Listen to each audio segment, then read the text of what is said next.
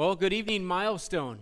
I hope you're having a great week. This has been quite an eventful week, and with yesterday being election day, and so we still don't have the results yet. A lot of things are coming in, and we'll see how that goes, but appreciate you joining me and taking a break from the news, and maybe you've been watching the news all day, and you're just tuning in real quick to be able to see what's going on. I want to share some things with you and just really give us a break from all the things that we're dealing with, and here's how. I'm going to go to Psalm chapter 20, verse 7. Psalm chapter 20, verse 7. Let me pull that up real quick. In Psalm chapter 20, verse 7, it says this, and I love this verse. It says, "Some trust in chariots, some in horses, but we trust in the name of the Lord our God." And maybe I could rephrase it this way. Some trust in Trump, and some trust in Biden, but we trust in the name of the Lord our God. And I just want to really give us a different thought tonight to guide us away from the pressure of, if our candidate doesn't win, and and all these things that are kind of stressing us out about things that are going on. And I get it, I feel it in different ways, and I hear what is going on in different things, and that's fine. But here's the reality. Can we just pull this into where we should be? We trust in the name of the Lord our God. Have you thought about that recently? I just want to briefly remind us of that, and when I'm done, I'm going to encourage you to share some of the names of the Lord that you are encouraged by, or characteristics of God that you're encouraged by, because the names of the Lord are often just part of God's character. Where you look at Jehovah Ra'ah, which is the Lord is my shepherd, and Jehovah Nissi, and you see all these different names of God, and you see they're just character of God. So let's just think about that for a minute. What are some things that you just love about God? This is who we trust in. God is my provider. He's provided salvation for me. God is the one who loves it with an everlasting love.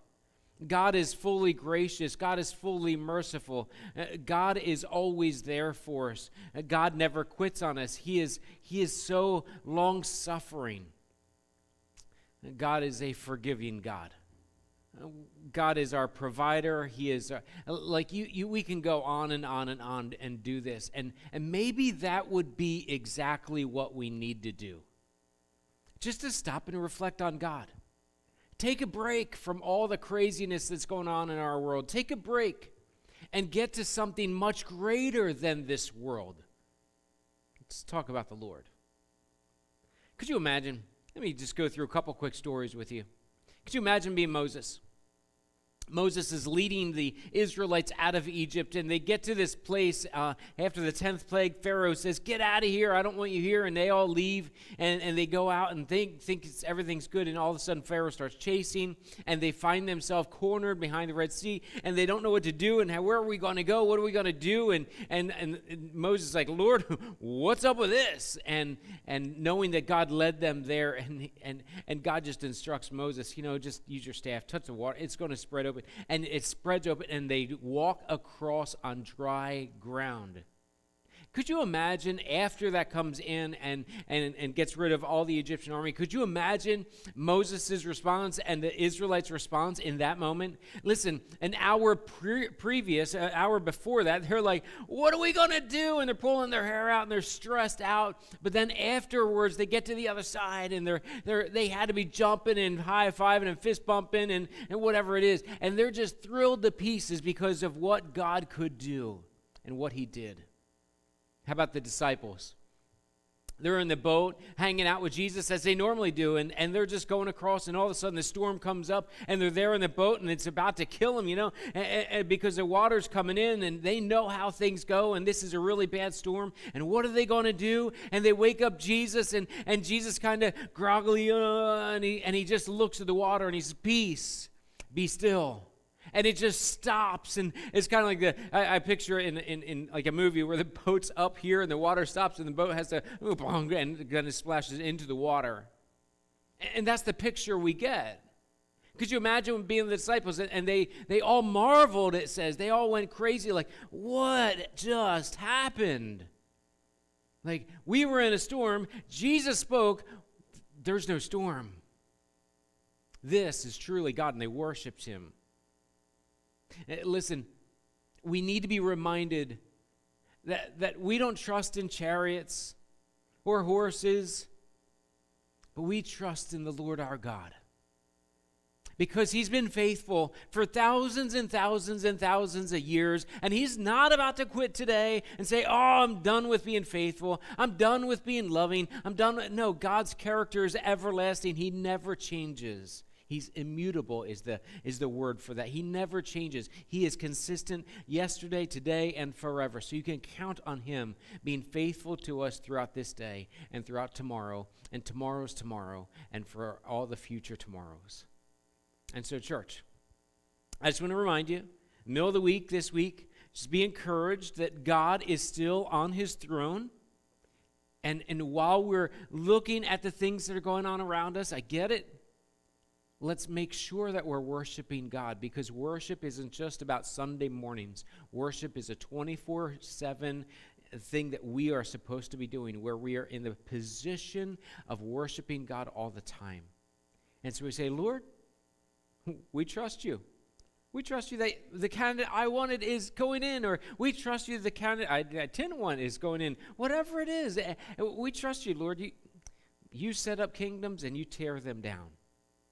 And you're going to do whatever you're going to do because you are God and you have an eternal throne that will never, ever, ever be overthrown.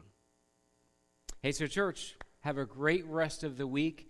In the comments below, would you just share maybe something encouraging with others so that we can just engage in this conversation together? A characteristic about God that you just say, I love this about God. Or maybe a quick story that you just share. Hey, I saw God working in my life here, and I'm so blessed because of. Just share those things, and let's encourage each other together as we should always be doing. But let's keep each other focused. That we're focused on the right things at the right time.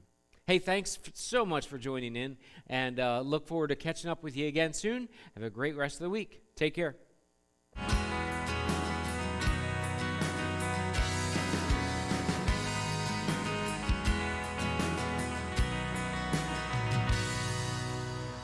When life keeps falling and wonder where he is in all this mess, he's right there to guide you. Unseen, you're not alone. His light shines on the past that we're not shown.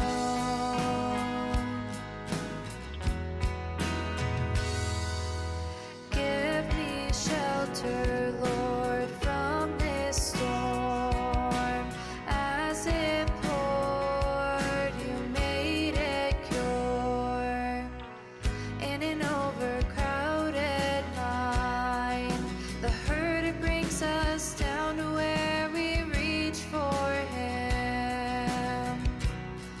Our God above has hands to heal, saves us from our faults and fears, giving us